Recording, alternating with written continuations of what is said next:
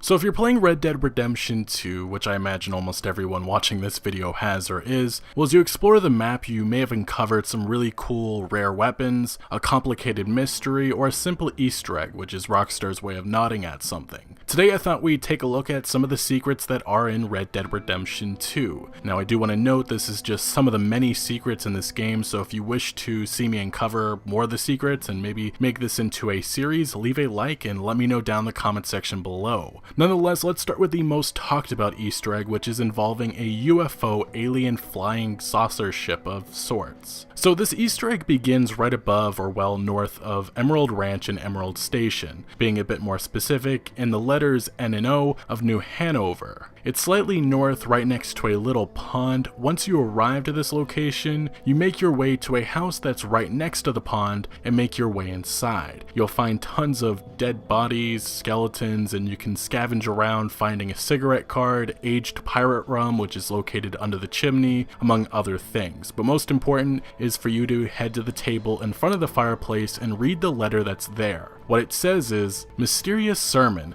at the second hour under the half moon, by the great love and grace of our Savior, Kukowaba, voyager of time and galaxies, we cast off of our corporal shells, so his vessel can take our spirits to the promised realm, to live in peace and power until the 2000th year, when we will return for the new chosen and worship once again at the peak of Mount Shan. In his love we rejoice always." Now, based on the contents of this letter and the mention of the second hour under the half moon, you need to sleep or come back at around 2 AM. In doing so, you'll walk in to see a UFO flying above you, and you can shoot at it and just look at it for about 2 in-game hours before it flies away, or if you leave the house, it'll immediately fly away. This is a very mysterious Easter egg, and nobody really knows what it could mean, if anything. Grand Theft Auto 5 had mysteries like this involving multiple UFOs. Personally, I would love if this was a tease at a supernatural Cowboys vs. Aliens single-player DLC, similar to the zombie-themed Undead Nightmare Red Dead Redemption God, but that's more of just a hope, at least for right now.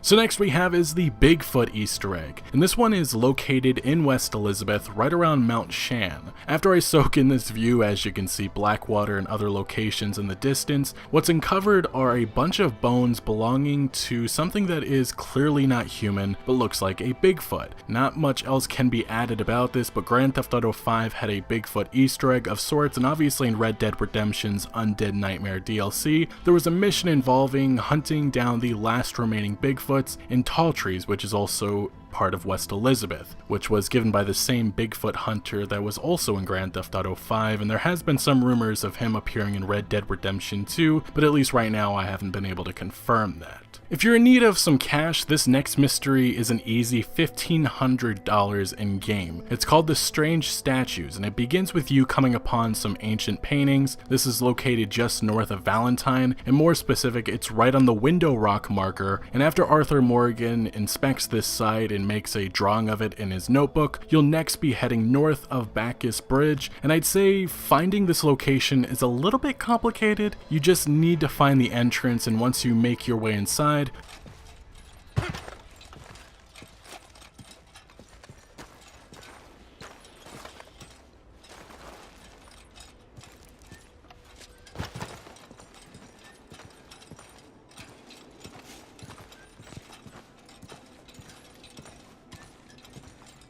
you'll be met with multiple statues, but first Arthur Morgan inspects the sculptures, makes a note of it in his journal, and to unlock the special reward, you have to follow the pattern I do.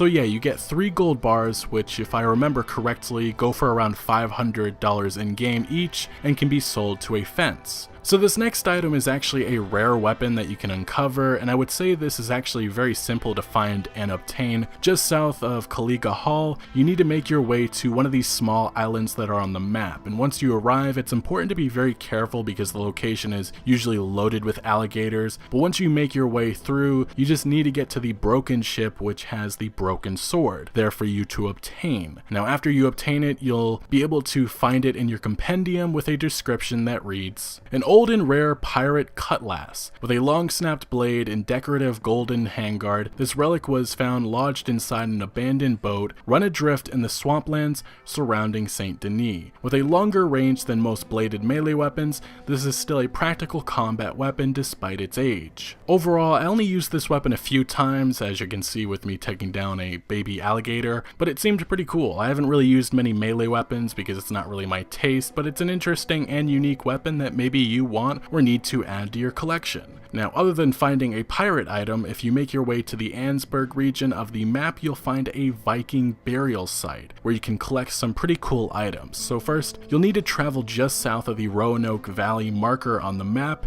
and once you find your way there, you'll find the burial site with multiple skeletons lying around. There's multiple entrances into this site, but once you make your way to the center, you'll first inspect the location in which Arthur adds it to his journal, but you'll also find a Viking hatchet, but don't leave yet because if you inspect the site further and walk around a little bit, you'll eventually find a Viking helmet. To make this easier finding, you can also use Eagle Eye to highlight the helmet, but like the pirate sword, the Viking hatchet will be added to the compendium, which now has a description that says, "A rare ancient hatchet, engraved all over with Nordic patterns and bound with leather. This melee weapon was found at an old stone altar in the Roanoke Valley area of New Hanover, lodged into a skull. This hatchet can also be thrown." Yeah, but I used this hatchet a few times, wreaking havoc on the innocent souls I wandered upon, but I'm not sure there really is many differences between this and the regular hatchet or some of the tomahawks, but it certainly looks a lot cooler. So this is one of the mysteries. I'm still not sure if it's been completed or maybe there's more to it, but just north of Bacchus Bridge, there's a hill house that looks like Rockstar's nod to Lord of the Rings or The Hobbit, and more specifically the Shire region of those movies. Also, this location is very close to the strange statue site, so if you make your way over there, don't forget to check out this place. But as you wander to this house, Arthur again will make a drawing of it in his journal and wonder who lived here.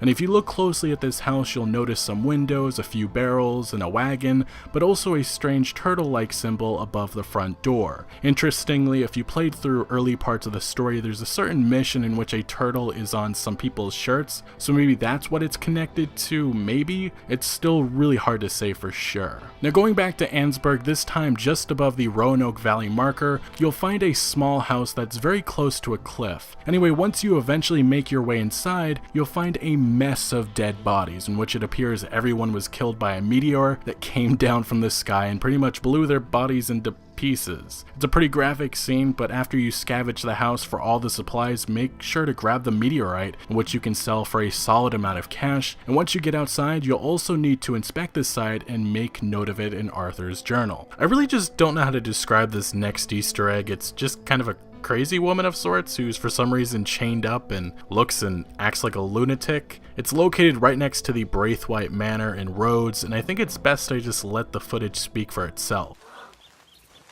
Want a kiss? What? Find the way home. Yes, sir. Oh, Becky. Oh.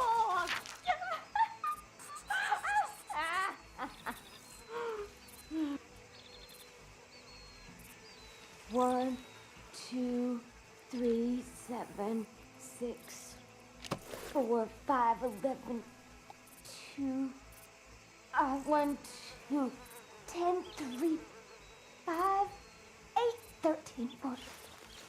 1, 2, 3, 4, 17, 29, 13.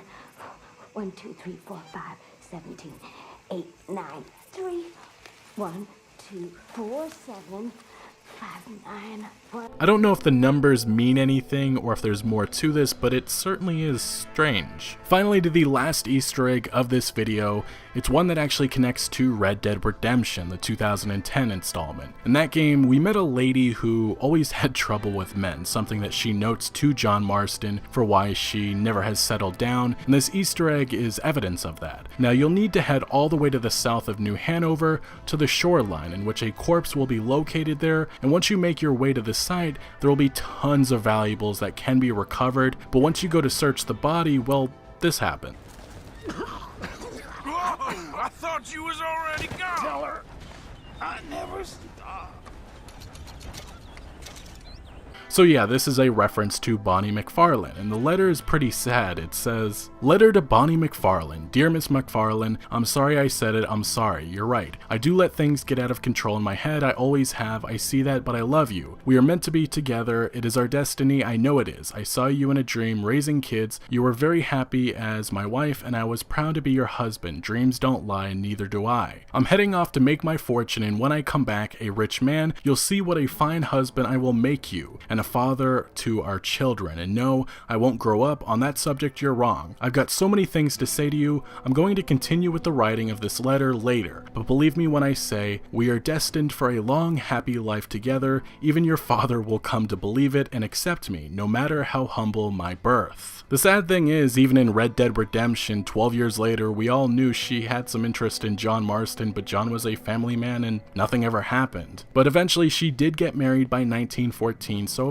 obviously that bad luck did not last forever. Anyway, again, these are just some of the many Easter eggs, myths, and secrets that are in Red Dead Redemption 2. If you guys want this made into a series, let me know by hitting that like button, leave a comment below with maybe some of the cool secrets that you've uncovered, and of course subscribe. But thank you for watching, and remember, outlaws for life.